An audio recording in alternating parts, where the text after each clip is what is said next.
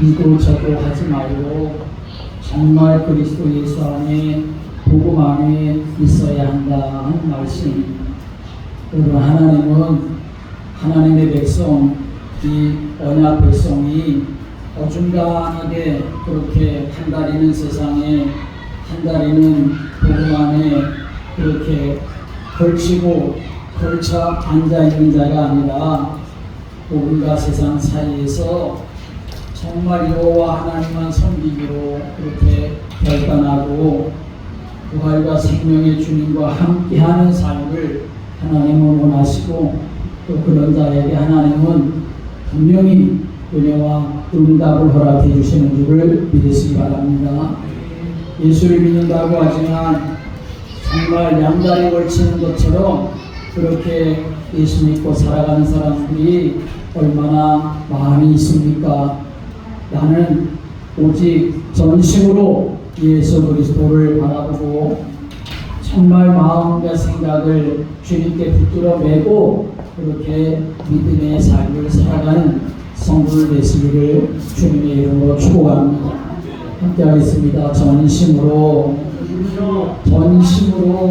정말 하나님만을 믿으며 복음 안에 거하는 삶을 살아가겠다라고 하는 작정함이 우리에게 항상 있어야 합니다. 그렇지 못하면 우리 마음과 생각이 얼마나 이런저런 일에 요동치고 빼앗기는 일이 많은지 알 수 없습니다. 그러다 보면 하나님 생각하는 것, 예수님 생각하는 건 저 멀리 다 없어져 버리고 당장 내 눈앞에 보이는 것 따라 살아가는 그러한 경우들이 너무나 많이 있지요. 오늘 저와 여러분이 이 하나님의 말씀을 통해서 나는 정말 예수님만 따라가고 예수님만 믿고 예수님만 의지하고 예수님만 사랑하며 믿음의 길을 걸어가겠다고 작정하고 결단하는 그러한 믿음의 복이 여러분들에게 있게 되기를 주님의 이름으로 축복합니다. 오늘 본문의 말씀은 사도 바울이라고 하는 초대교회의 전도자가 있었는데, 이 사람이 이제 3번에 걸쳐서 전도 여행을 하게 되어집니다. 그런데 이 제3차 세 번째 전도 여행에서 일어난 사건입니다. 세 번째 전도 여행 그 여정 가운데 들보아라고 하는 지역에서 일어난 사건인데, 유두보라고 하는 청년이 예배 시간에, 쉽게 말하면 말씀 듣는 시간에 졸다가 창밖으로 떨어져서 죽는 그러한 사건이 일어나게 되었지요.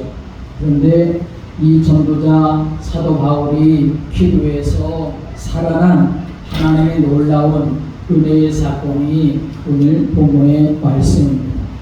여러분, 사실 이 졸음이라고 하는 것은 사람들에게 있는 생리적인 자연적인 현상이지요. 사람들은 누구나 다 피곤하면 졸게 되지요. 또 졸음이 몰려올 때 참기가 얼마나 어려운지 정말 누구나 다 경험을 해보지 않았습니까? 눈꺼풀이 천근 만근 그렇게 되는 일들이 있지요. 때로는 생명이 위험한 줄 알면서도 졸게 되는 경우가 있지요. 그래서 졸음운전 같은 것은 절대로 하지 말아야 하는 것을 이곳저곳에서 우리는 많이 듣게 되고 또 우리 스스로 알고 있지요. 근데 문제는 졸지 않아야 하는 자리에서 조는 것이죠. 공부한 학생이 학교에 가서 졸고, 직장 생활하는 직장인이 직장에 가서 졸기만 한다면 그 정말 심각한 문제이지요. 교회에서도 마찬가지입니다. 교회에서도 설교 시간에 졸더라도 교회 안 나온 것보다는 낫지 않겠습니까? 라고 이렇게 말할지 모르지만, 그러나 결코 그것은 합당한 변명이 될 수가 없는 것입니다. 하나님 앞에서 우리가 예배를 드리는데, 하나님의 말씀을 우리가 듣고 있는데, 내가 존다고 하는 것은 내 영이 정말 심각한 그러한 문제 속에 있다는 사실을 우리는 스스로 점검을 해 보아야 합니다. 어떤 분은 교회에 와서 설교를 들으면 마음이 아주 편해져서 저절로 졸음이 옵니다. 그렇게 말하는 사람이 있지만 여러분, 그게 정말 합당한 말이 될 수가 있는 걸까요? 절대로 그렇지가 않습니다. 어떤 분은 목사님의 설교가 시작된 지 이제 5분이 안 돼서 졸기를 시작하더니 목사님의 설교가 끝나자마자 정신이 바짝 드는 그런 사람도 있지요. 이런 사람들은 전부 다 사실 피곤해서 조는 것이 아니라 그 영이 하나님의 은혜 안에 제대로 있지 못하기 때문에 하나님의 말씀에 아예 귀를 닫고 있거나 아니면 영적인 방해하는 그 악한 영이 하나님의 말씀을 들으면 큰 역사가 일어날 줄 알고 일부러 방해하고 있는 것이기 때문에, 그래서 그들은 반드시 이 흑암의 세력을 꺾어야 되고, 그리고 정말 깨어있는 삶을 살아가는데 집중하는 성도가 되어야 합니다. 그래서 우리는 하나님 앞에 예배드릴 때마다 깨어있어야 합니다. 그래서 내 영이 하나님의 말씀으로 채워지는 그러한 성도가 되어야 그런 믿음의 삶을 바르게 살아갈 수가 있는 것이죠. 성경에 보면 졸다가 인생과 믿음의 위기를 맞이한 사람들의 이야기가 몇 군데 나옵니다. 그 대표적인 사람이 누구냐 하면 예수님의 제자 베드로였습니다. 예수님의 수제자였었던 이 베드로는 겟세마네 동산에서 예수님이 이제 십자가를 지시기 직전에 겟세마네 동산에서 제자들을 데리고 가셔서 기도하실 때에 너희들도 깨어서 나와 함께 기도하자라고 이렇게 예수님이 말씀하셨죠. 그런데 그 제자들은 피곤했던지 어땠던지 예수님은 정말 이마에서 떨어지는 땀방울이 핏방울 같이 될 정도로 그렇게 기도하셨지만 제자들은 다 졸고 있었습니다. 조는 정도가 아니라 잤지요. 그것도 예수님이 기도하시다가 한 번 와서 너희들 졸지 말고 자면 안 돼, 깨어서 기도해. 그것을 3번씩이나 하셨음에도 불구하고 이 제자들은 정신없이 그렇게 잠에 취해 있었지요. 그러다가 그날 밤에 이 베드로는 예수님을 3번씩이나 모른다고 부인하는 비참한 자리에 빠지고 말았습니다. 아마도 일평생 동안 이 베드로의 가슴에 내가 그때 왜 그랬을까? 내가 그때 그러지 말았어야 되는데 참 내가 그때 잘못했구나. 아마 일평생 동안 가슴에 씌워지지 않는 그런 아픔과 상처가 되었겠지요. 우리가 깨어있지 못하면, 우리가 정말 정신 바짝 차리고 영적인 삶을 살아가지 못하면 우리도 복음과 믿음의 삶을 살아가는 데 있어서 이렇게 베드로 같은 그런 아픔과 상처를 얼마든지 경험할 수 있다는 사실을 우리는 깨달아야 합니다. 오늘 본문에도 유두보라고 하는 청년이 졸다가 상층에서 떨어져서 죽는 사건이 일어났습니다. 다행히 하나님께서 긍휼히 여기셔서 다시 살아났지만 아마도 이 청년의 이 경험은 평생 잊을 수가 없는 그런 믿음의 교훈이 되었겠지. 내가 하나님의 말씀 앞에 깨어있지 못하고 졸고 있다가 그런 일을 당한 것, 그는 절대로 잊어버릴 수 없는 산 경험이 되었을 것입니다. 그래서 예수님은 우리 믿음의 성도들을 향해서 말씀하십니다. 시험에 들지 않도록 깨어 기도하라. 이렇게 말씀하셨습니다. 함께 하겠습니다. 시험에 들지 않도록 깨어 기도하라. 예수님은 우리 믿음의 성도들에게 깨어서 기도하라, 시험에 들지 않도록 깨어 기도하라 이렇게 말씀하십니다. 사도 바울도 뭐라고 말씀합니까? 너희가 이 시기를 알거니와 자다가 깰 때가 벌써 되었도다라고 이렇게 함께 하겠습니다. 자다가 깰 때가 되었다. 자다가 깰 때가 되었다는 겁니다. 자고 있다가도 깨어야 될 때가 바로 지금이라는 것이죠. 누구든지 졸고 있어서는, 누구든지 영적인 잠에 빠져 있어서는 믿음의 승리자가 될 수가 없다 하는 것을 우리에게 말씀하시는 것이죠. 그러나 우리는 이 본문을 읽으면서 단순히 졸다가는 죽을 수도 있다, 그러니 졸지 말아라 라고 하는 그런 말씀의 경고로만 생각해서는 안 됩니다. 오늘 우리 이 말씀에서 아주 중요한 믿음의 교훈을 잘 발견해야 합니다. 그렇다면 오늘 이 말씀 속에서 하나님께서 우리에게 주시고자 하시는 믿음의 교훈은 무엇일까요? 사도행전을 보면 사도 바울의 3차 전도 여행에 대한 기록은 그렇게 많이 나오지를 않습니다.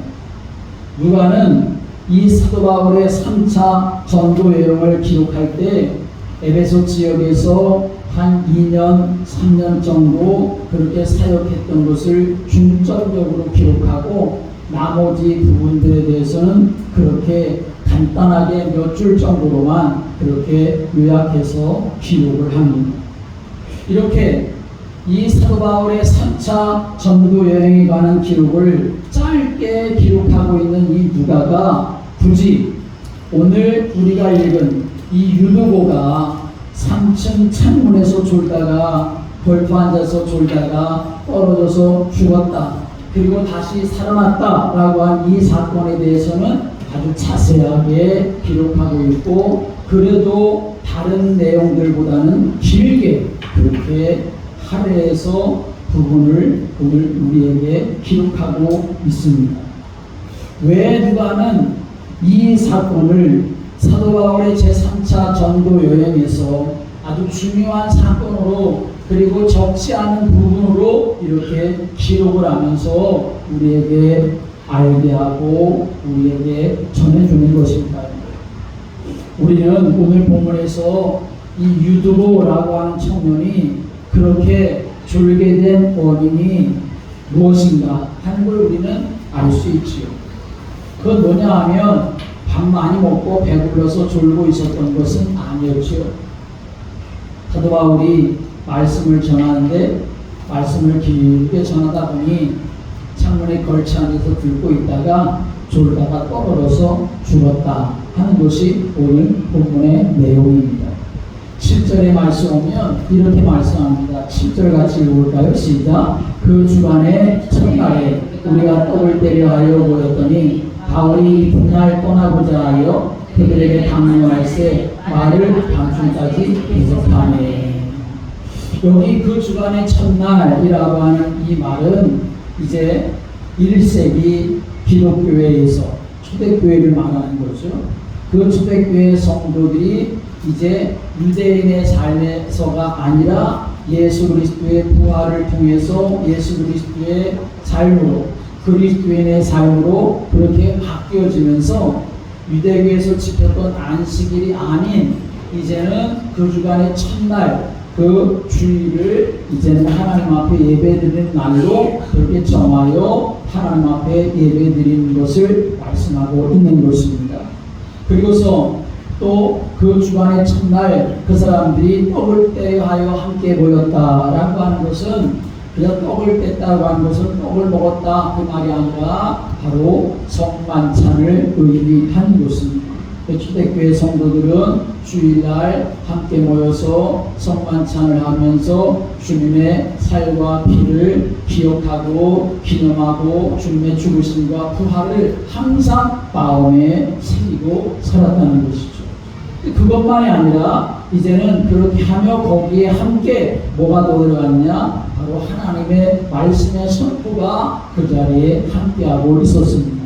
그래서 사도 바울이 이제 그들 가운데 함께하면서 밤중까지 계속해서 말을 했다라고 말하는데, 이 말이라고 하는 것은 하나님의 말씀의 선포를 의미하는 것이죠. 문제는 이 사도 바울의 설교 강론이 아주 길었던 것 같아요.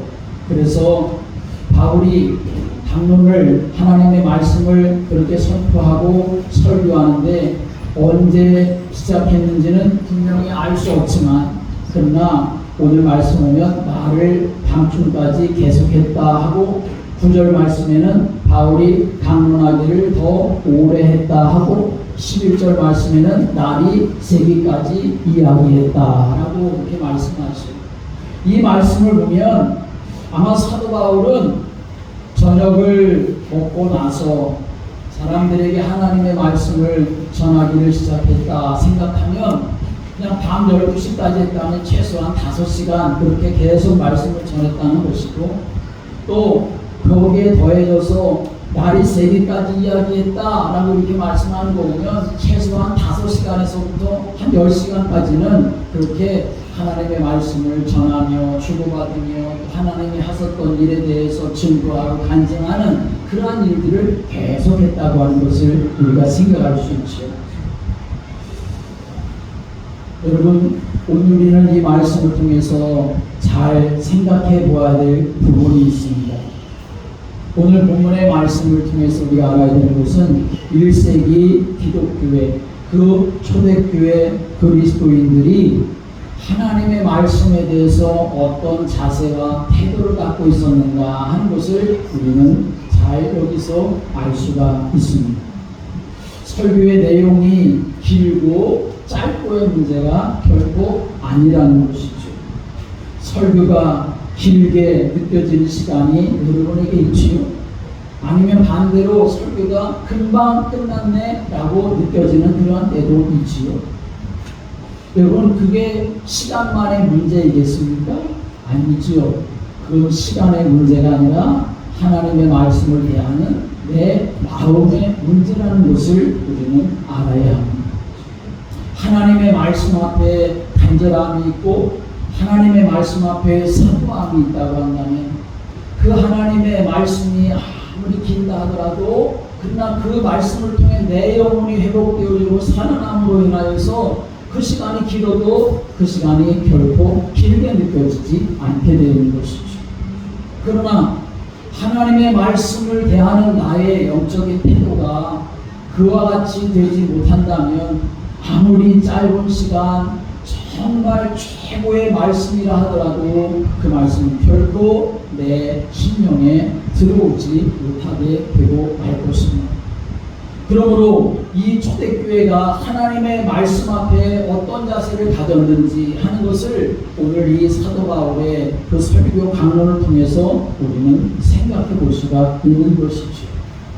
특별히 이 사도 바울은 이제 그 다음 날 지금 이 드고아를 떠나야 되는 그런 상황이었기 때문에 사도 바울은 이제 떠나면 다시는 볼 수가 없으니까 한 말씀이라도 더 이 사람들에게 더 간절하게 전하고 싶은 마음이 있었기 때문에 그래서 하나님의 말씀을 선포하는 시간이 계속 될 수가 있었던 거죠. 심지어는 날이 새기까지 계속되었다 이렇게 말씀합니다.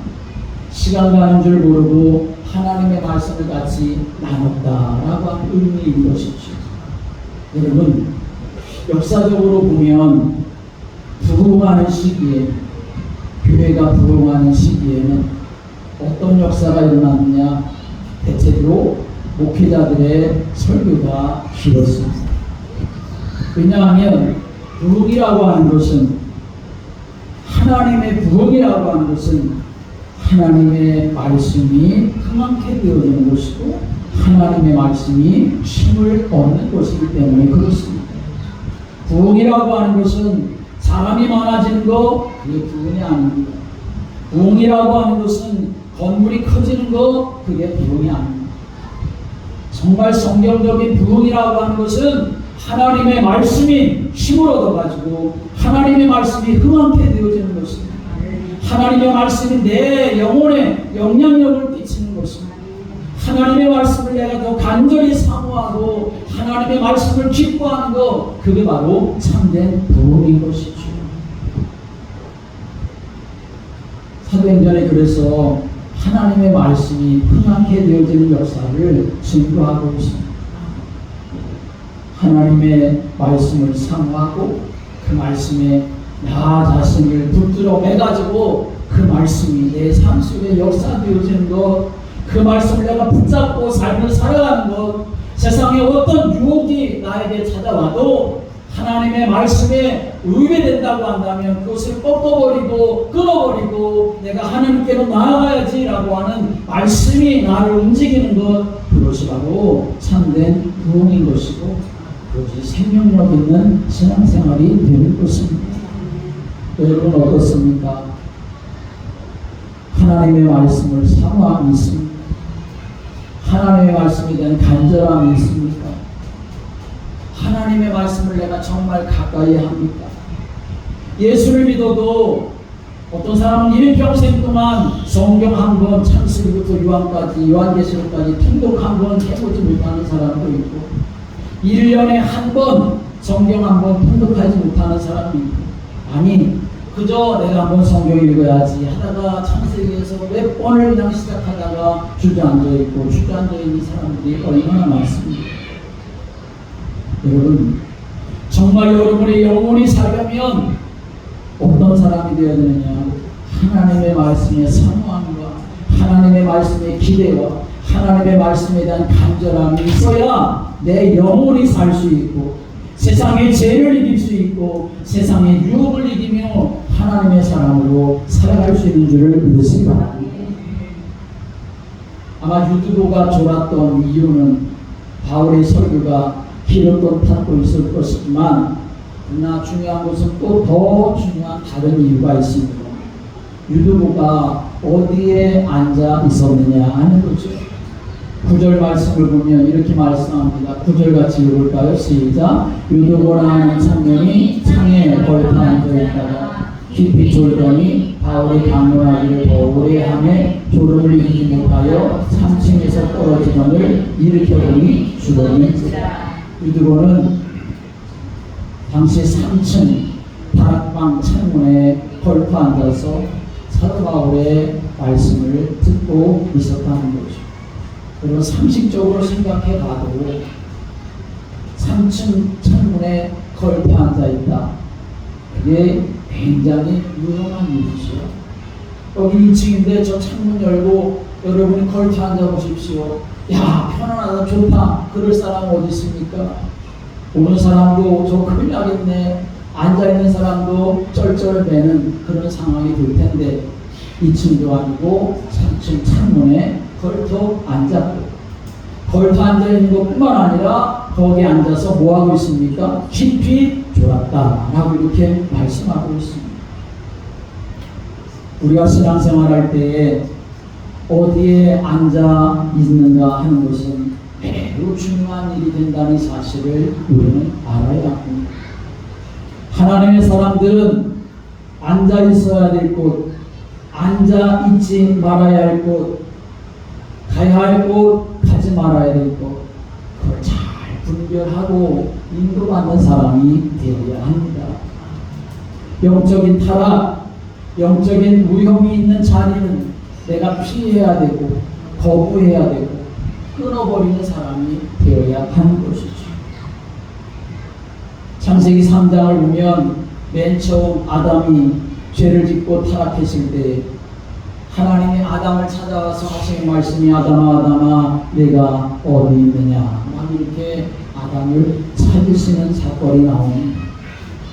아담이 있어야 할 곳에 있지 않았기 때문에 하나님이 아담을 찾아오셔서 아담아 아담아 내가 어디 있느냐, 왜 네가 있어야 될 자리에 있지를 않느냐 라고 이렇게 물으셨던 것입니다. 시편 1편 1절의 말씀 오면 복 있는 사람은 악인의 꾀를 따르지 아니하며 죄인들의 길에 서지 아니하며 오만한 자들의 자리에 앉지 아니하고 라고 말씀합니다. 성경이 말하는 복 있는 사람은 있어야 할 자리에 있어야 한다는 것입니다. 교인은 교회 예배드리는 자리에 있어야 하는 것이죠. 아빠는 아빠의 자리에 있어야 되고 엄마는 엄마의 자리에 있어야 되고 직장인은 직장의 자리에 있어야 하는 것이죠. 그것이 벗어나지면 그 사람과 그 사람과 연결된 모든 곳에는 어두움의 역사가 일어날 수밖에 없는 것입니다. 오늘 유두보는 위험한 곳에 창문에, 그것도 3층 창문에 걸터 앉아 있었다라고 말씀합니다. 방 안에 들어가 있는 것도 아니고 창밖 바닥에 나가 있는 것도 아니고 걸터 앉은 아주 어중간한 그런 자리에 이 사람이 머물러 있었던 것이죠. 창문에 걸터 앉아서 한편으로는 설교하는 사도 바울을 바라보며 그 말씀을 듣기도 하고, 한편으로는 창 밖에 지나가는 사람들 다 구경하기도 하는, 이것도 아니고 저것도 아닌 그런 모습을 가지고 있었다는 것입니다.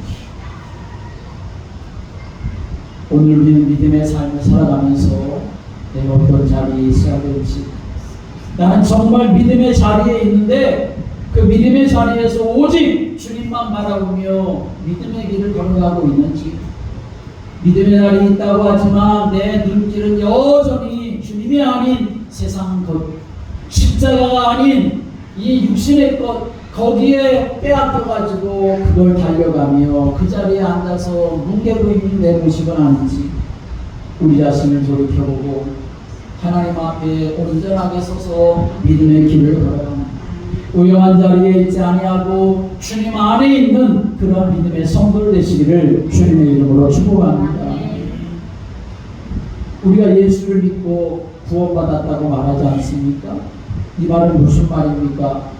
세상이라고 하는 나라에서 이제 내가 빠져나온다고 하는 말이죠. 죄와 죽음이 지배하는 나라에서 내가 이제는 나왔다는 것입니다. 그러면 우리는 이제 곧바로 어디에 속해야 됩니까? 하나님 나라에 속해야 되는 것이죠. 주님 안에 거하는 사람이 되어야 합니다. 그런데 그렇지 않은 경우가 너무나 많이 있습니다.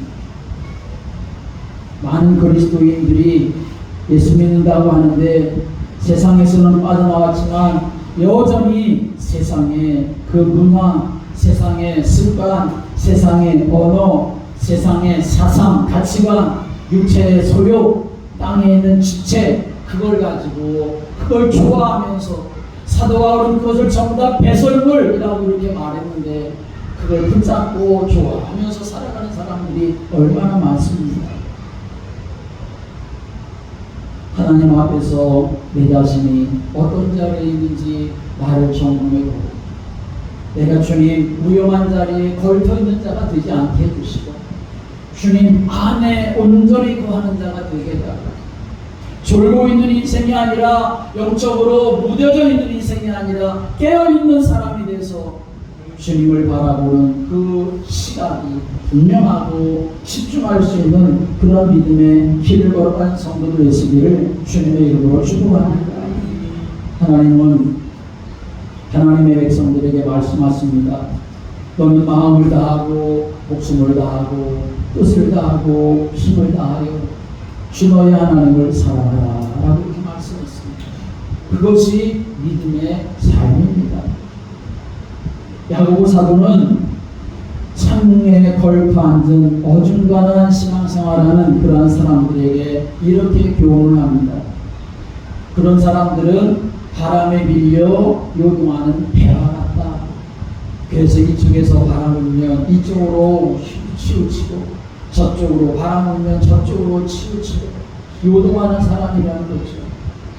그런 사람들은 주께 얻기를 기대하지 말아라 이렇게 말씀했습니다.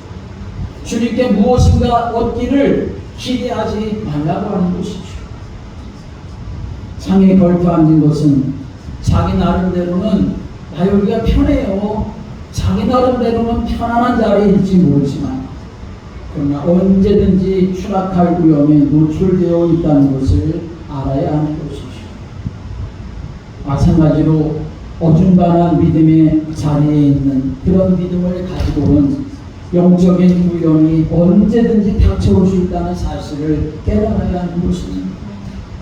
내가 정말 안전한 피난처가 되시는 예수 그리스도 안에 온전히 거하지 못하면 마귀는 언제든지 우리를 쓰러뜨리고 넘어뜨리려고 역사하는 것이죠.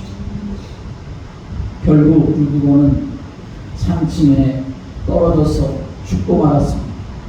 기절한 것이 아닙니다. 이 누가라고 한 이 사람은 의사였습니다. 직업은. 그렇기 때문에 의사의 눈으로 정확하게 진단을 한 거지요. 그 사람이 죽었다. 그런데 사도 바울은 그때 어떻게 했습니까? 10절의 말씀 오면 같이 읽어볼까요? 10절 시작. 바울이 내려가서 그에 엎드려 그 몸을 안고 말하되 떠들지 말라, 생명이 그에게 있다 하고. 바울은 내려가서 죽은 유두고 위에 엎드려 그 몸을 안았다 라고 이렇게 말씀합니다. 죽은 청년 유두고를 끌어안았다는 거죠. 그 죽은 시체를 끌어안고 바울이 뭐라고 말하냐면 그에게 생명이 있다, 떠들지 말아라 라고 이렇게 말하고 있습니다. 우리는 이 사도 바울의 행동과 말에서 아주 중요한 사실을 발견할 수 있습니다. 첫째로는 사도 바울의 사랑의 마음, 긍휼히 여기는 마음, 그것을 우리는 여기서 알 수 있습니다. 바울이 헐터 앉아서 말씀 듣다가 졸다가 떨어져서 죽은 그 유두고 청년, 뛰쳐내려가서 그 죽은 청년을 끌어안았습니다. 끌어안았다고 하는 것은 완전히 자기가 꼭 끌어안았다는 것을 말하는 것입니다. 사랑의 마음을 담아서, 긍휼과 연민의 마음을 담아서 그 청년을 껴안았다는 것입니다. 종교개혁자 칼빈은 이 부분에 대해서 주석하기를 사도 바울은 깊은 연민과 긍휼의 마음을 갖고 어떻게 해서라도 이 죽은 청년을 소생시키기 위해 모든 심정을 다해 하나님께 간절히 기도했다라고 이렇게 주석을 하고 있습니다. 저는 이 사도 바울의 모습이 이 땅에 오신 예수 그리스도의 모습이라고 생각이 됩니다. 우리 주님은 죄를 짓고 영적으로 죽어버린 인간들, 그래서 저 영원한 그 지옥의 심판, 그것으로 떨어져야 될 우리 인간들 외면하지 아니하시고 일부러 하늘부자를 버리시고 낮고 천한 인간의 모습으로 이 땅에 내려오셨습니다. 그리고 사도 바울이 그 죽은 청년을 안았듯이, 품에 끌어안았듯이 우리 예수님도 우리 인간들의 질병과 아픔과 죄와 그 모든 약함을 다 끌어안으셨습니다. 그것을 성경은 당당하셨다라고 이렇게 말씀하고 있습니다. 인생의 고통을 끌어안아 주셨고 우리의 모든 허물과 죄악을 대신 짊어져 주셨습니다. 그리고 십자가에서 죽으셨습니다. 우리 대신 죽으셨던 것이죠. 성경은 그 사건에 대해서 우리에게 이렇게 증거합니다. 그가 찔림은 우리의 허물 때문이고 그가 상하는 우리의 죄악 때문이다. 그가 징계를 받음으로 우리는 평화를 누리고 그가 채찍에 맞음으로 우리는 나음을 받았도다 라고 이렇게 말씀합니다. 주님이 오늘도 저와 여러분을 그렇게 끌어안아 주시려고 하고 품에 안아 주시려고 하는데 여러분 거부하지 말고 정말 내가 주님 그렇게 살아왔지만 위험한 인생의 자리에 앉아서 살아왔지만 영적으로 깨어있지 못하고 졸고 살아왔지만 나를 품어주시려고 하고 나를 안아주시려고 하는 주님 품에 내가 다시 들어갑니다. 나를 받아주십시오. 회개하며 하나님의 은혜와 사랑 가운데 들어가는 자가 되어야 사는 역사가 일어나게 되는 줄을 믿으시기 바랍니다. 다른 것으로 살 수 없습니다. 두 번째로 죽은 청년을 깨닫는 이 바울에게서 우리는 바울의 믿음도 볼 수 있습니다. 바울이 죽은 청년을 껴안고는 사람들이 웅성웅성하고 떠들고 하니까 떠들지 말아라, 생명이 그에게 있다 라고 이렇게 말합니다. 이 말은 무슨 말입니까? 사도 바울이 그냥 아무런 근거도 없이 그렇게 말하는 것이 아니라 사도 바울은 믿음이 있었던 것이죠. 어떤 믿음입니까? 부활과 생명의 주가 되시는 예수님이 지금 이 자리에 함께 계신다. 이 예수 그리스도는 이 청년에게도 새로운 생명을 주실 수가 있다. 그러니 떠들고 난리치지 말고 하나님이 하실 일을 바라봐라 라고 이렇게 사람들에게 말하고 있는 것입니다. 왜 거기에 흉악하게 말하는 사람들이 없었겠습니까? 별 사람들이 다 있었겠죠. 이거 큰일 났네, 어떻게 하나, 그렇게 호들갑을 떠는 사람도 있었을 것이고, 저는 그렇게 말씀드리면서 졸고 있다가 위험한 자리에 있다가 저러다가 결국 떨어지고 말았네, 그렇게 조롱하고 비난하는 사람도 있었을 것입니다. 그런데 사도 바울은 그 모든 사람들의 소리에 다 잠재우고 말았습니다. 믿음의 삶을 살아가는 우리가 그래야 되지 않겠습니까? 어떤 사건이 일어나면, 어떤 문제가 있으면 그걸 가지고 그저 침소봉대하거나 아니면 그것 때문에 호들갑을 떠거나 그것 때문에 비난하고 정죄하는 것이 아니라 하나님이 우리와 함께하고 계시지 않느냐, 우리는 하나님을 바라봐야 되지 않느냐, 그 믿음 가지고 우리가 살아가야 된다는 말씀입니다. 오늘 저와 여러분에게 이런 바울 같은 사랑의 마음, 이 바울 같은 믿음이 있게 되기를 주님의 이름으로 축복합니다. 그래서 하나님이 함께 하시는 은혜를 우리가 누리고 살아가야 되겠지요. 그래서 사람들에게 어떤 일이 났습니까? 12절의 말씀은 이렇게 말씀합니다. 12절이 같이 읽겠습니다. 사람들이 사랑한 청년을 데려와서 적지 않게 은혜를 받아라. 하나님이 우리에게 주신 복음의 큰 능력 가운데 하나는 바로 하나님의 위로가 우리에게 함께하는 것입니다. 세상에 어떤 것으로 위로받으려고 하면 그것은 악한 일이 되거나 죄 가운데 빠진 일이 될 수밖에 없습니다. 나를 위로해 주실 수 있는 분, 나를 위로하게 할 수 있는 것, 그것은 바로 예수 그리스도 한 분 하나님의 사랑과 은혜밖에 없다는 사실을 우리는 알아야 합니다. 그래서 사람의 위로받으려고 사람 쫓아다니지 말고, 세상 쾌락 가지고 위로받으려고 기쁨 얻으려고 그것 따라가지 말고, 하나님 나를 위로해달라고, 하나님의 위로만이 나의 영혼을 살릴 수 있고 마르지 않는 샘물 같다는 사실을 기억하고 하나님의 위로를 여러분을 구하게 되기를 주님의 이름으로 축복합니다. 믿음의 삶을 살아가는 우리 모두 위험한 자리에 앉아있지 말고 영적으로 졸고 있지 말고 바울 같은 사랑과 바울 같은 믿음 가지고 주님 안에 든든하게 서서 믿음의 길을 걸어가는 부활하신 주님이 나와 함께 하시고 우리 가운데 역사하신다고 하는 이 믿음을 가지고 하나님의 은혜 구하며 살아가는 여러분 되시기를 주님의 이름으로 축복합니다. 기도